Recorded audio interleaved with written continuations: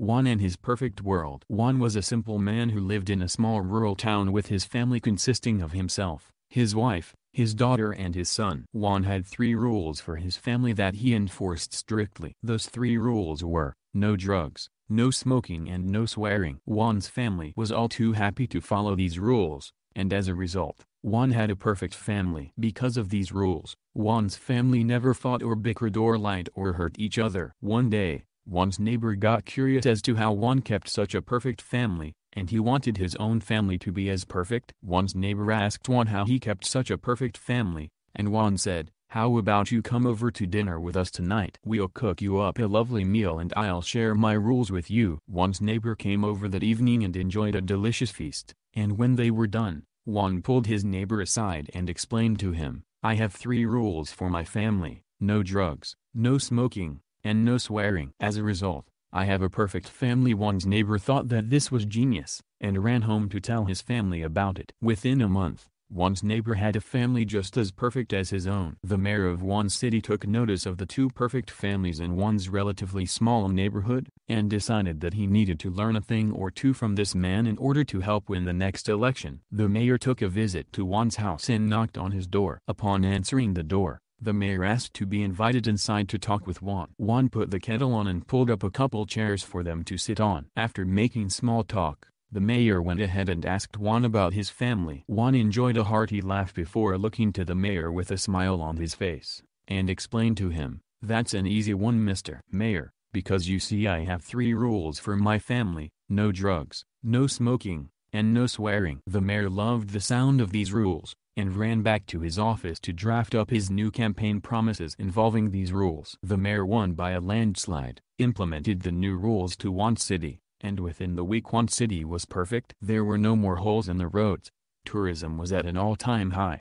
and all of the residents were genuinely happy and they all began opening their own successful small businesses. Soon enough the president of Juan's country took notice of the perfect city, and realized that if he could possibly scale up the city's policies to a national level, he might be able to remedy many of the country's issues. The president scheduled a meeting with the mayor and flew down to meet him. Upon asking the mayor about his policies, however, the mayor said, "Oh no, I'm not the one you should be asking about that. Let me introduce you to my friend Juan. They're his rules, and he'll tell you all about them." The mayor gave the president directions to Juan's place, and the president set off in his limo. The president arrived, walked up to Juan's front door flanked by his security detail, and knocked on Juan's door. Upon Juan answering the door, the president began speaking. "Juan, I'll keep this short and sweet. I'm looking to make some fundamental changes to this country, and I was told that you could provide me with some valuable insight." Juan was confounded by the presence of the president on his front doorstep,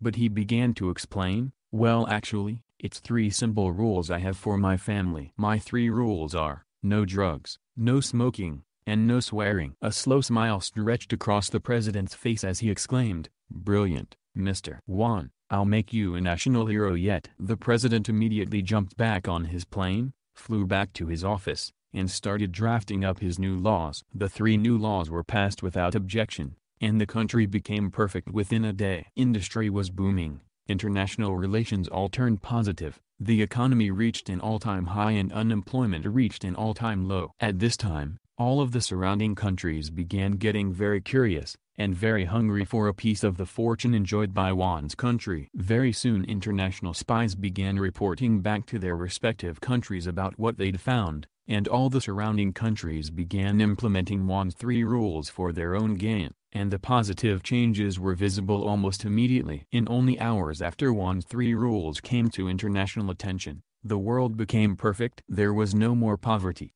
no more hunger, no more war and disease, and no more sadness. Juan was elected as the new one world leader for his impeccable reasoning after a unanimous vote, and all of the past world leaders were more than happy to step down for Juan. The world lived in complete peace and harmony for many years, but after a while people began realizing that they really missed drugs, smoking and swearing. Gradually, a small underground resistance group was formed against Juan and his leadership, and they began scheming on how to take him out. Eventually a plan was conceived, and was put into action several days later. In the middle of the night, several of the resistance fighters broke into Juan's house, kidnapped him, and loaded him onto their helicopter. They then proceeded to fly out into the desert, where they tied him up to a cactus, and shot him dead with a golf gun. What's a golf gun, you might ask? Well, I'm not entirely sure, but it definitely put a hole in Juan.